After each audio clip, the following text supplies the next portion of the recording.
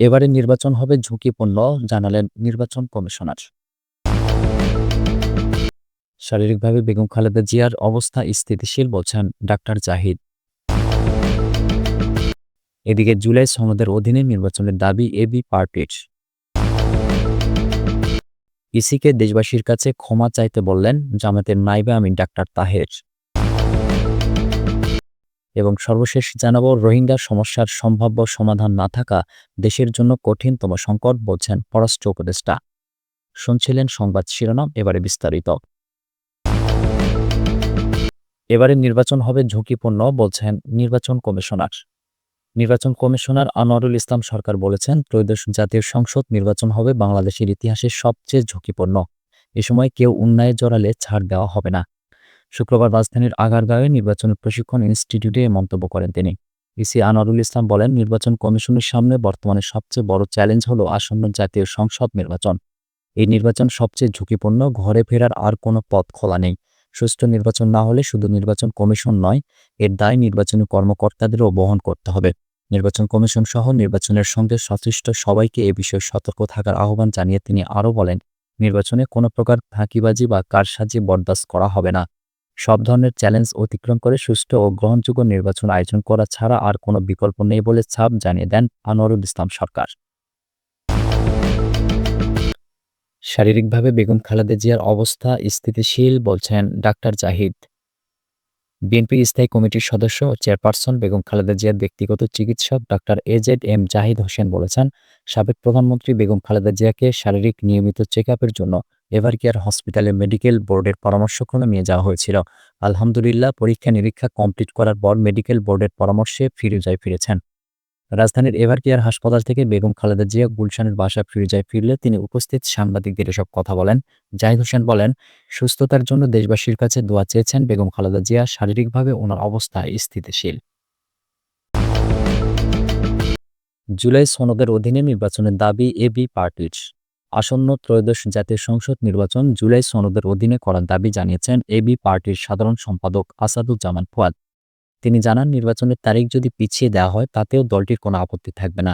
শুক্রবার দলীয় কার্যালয়ে সংবাদ সম্মেলনে তিনি এসব কথা বলেন। ফুয়াদ বলেন, দায়সারা নির্বাচন করার উদ্যোগ নিতে যাচ্ছে কমিশন। বর্তমান পরিস্থিতিতে কমিশন নির্বাচন করাতে পারবে কিনা তা নিয়ে সংশয় আছে। ইসি বা নির্বাচনী কর্মকর্তার কারো ভালো করার অভিজ্ঞতা নেই, অথচ এসব ঠিক না করে নির্বাচন করলে সামনের নির্বাচন হবে ইতিহাসের সুষ্ঠু কিন্তু একতরফা। তিনি আরও বলেন, ভোটারের বয়স কমানোর বিষয়টি কমিশন এখনও আলোচনায় আনেনি। ভোটের দিন যাদের বয়স 17 হবে তাদের ভোট দেওয়ার সুযোগ দিতে হবে। নির্বাচনের রোডম্যাপ ঘোষণার ব্যাপারে ফুয়াদ বলেন, রাজনৈতিক দলগুলো কোন প্রক্রিয়ায় মনোনয়ন দেবে রোডম্যাপের সেসব নিয়ে কোনো কথাই হয়নি।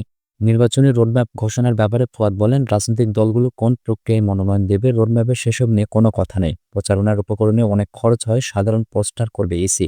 এটা করলে অর্থের অপচয় কমতো, পরিবেশও বাঁচত। ইসিকে দেশবাসীর কাছে ক্ষমা চাইতে বললেন জামায়াতের নায়েবে আমিন ডাক্তার তাহের।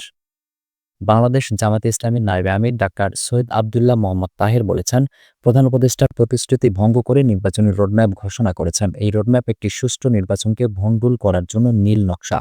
আগের ট্র্যাডিশনাল পদ্ধতি ও নতুন প্রস্তাবিত পিআর পদ্ধতি দুইটার মধ্যে একটি নির্ধারণ না হওয়া পর্যন্ত রোডম্যাপ ঘোষণা করা নির্বাচন কমিশনের বড় ধরনের অপরাধ। এজন্য নির্বাচন কমিশনকে দেশবাসীর কাছে ক্ষমা চাওয়ার আহ্বান জানান তিনি। শুক্রবার দুপুরে কুমিল্লা সেন্ট্রাল মেডিকেল কলেজের মিলনায়তনে কুমিল্লার কালীবাজার ইউনিয়নের নির্বাচনী দায়িত্বশীল সমাবেশে প্রধান অতিথির বক্তব্যে এসব কথা বলেন তিনি।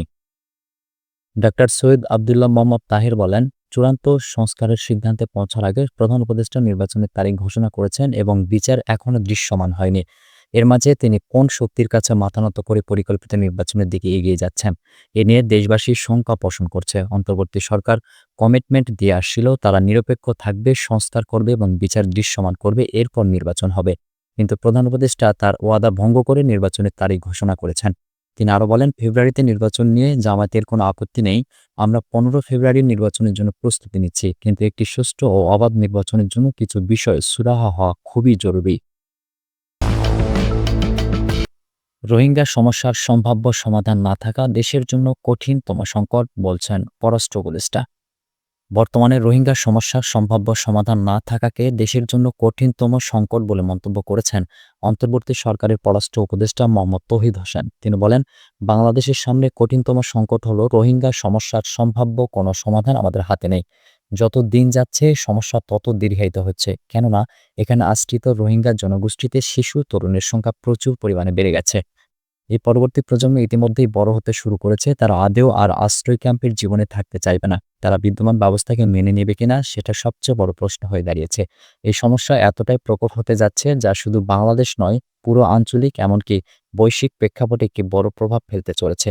পররাষ্ট্র উপদেষ্টা বলেন, যখন আমাদের ভূমিতে রোহিঙ্গা প্রবেশ শুরু হলো তখন আমি নিজেও দায়িত্বপ্রাপ্ত একটা জায়গাতে ছিলাম।